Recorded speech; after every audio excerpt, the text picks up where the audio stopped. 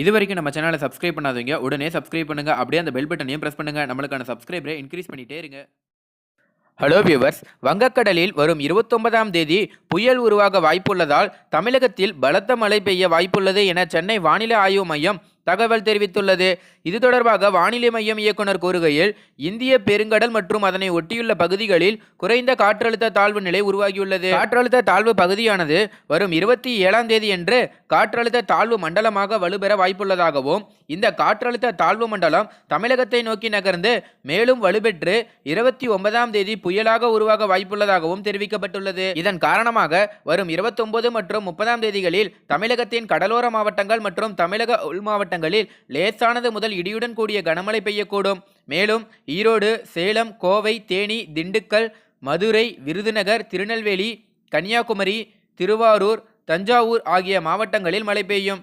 சென்னையை பொறுத்தவரை வானம் மேகமூட்டமாக காணப்படும் என்று வானிலை ஆய்வு மையம் தகவல் தெரிவித்துள்ளது.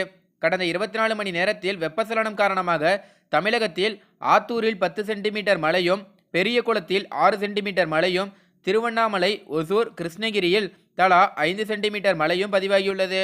அதேபோல தேனி மாவட்டம் ஆண்டிப்பட்டி மற்றும் அதன் சுற்றுவட்டார இடங்களில் கனமழை தற்போது பெஞ்சு வருது. சண்முகசுந்தரம், கரிசல்பட்டி, முத்தனாம்பட்டி ஆகிய இடங்கள்லையும் பார்த்தீங்கன்னா பலத்த காற்றுடன் தற்போது மழை பெஞ்சு வருது.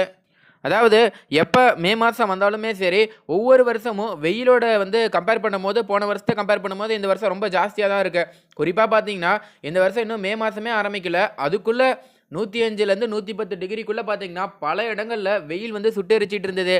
இந்த நிலையில் தற்போது பரவலாக மழை பெஞ்சு வரதுனால மக்கள் எல்லாருமே ரொம்ப மகிழ்ச்சியாக இருக்காங்க அப்படின்னே சொல்லலாம்.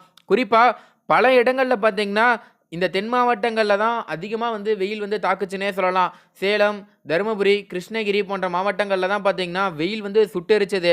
அதே போல் தற்போது அந்த இடத்துல நல்லா கனமழை பெஞ்சிருக்கு. ஆனால் சென்னையை பொறுத்தவரை மழைக்கு வாய்ப்பில்லை அப்படிங்கிற மாதிரி தான் சொல்லியிருக்காங்க. ஸோ என்ன நடக்க போகுது அப்படிங்கிறத நம்ம பொறுத்திருந்து தான் பார்க்கணும்.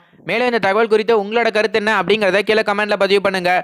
மேலும் இந்த தகவல் உங்களுக்கு பிடிச்சிருந்துச்சுன்னா மறக்காமல் லைக் பண்ணி ஷேர் பண்ணுங்கள். இதே போல் பல தகவலை தெரிஞ்சுக்கொள்ள நம்ம சேனலை உடனடியாக சப்ஸ்கிரைப் பண்ணுங்கள். தேங்க்யூ.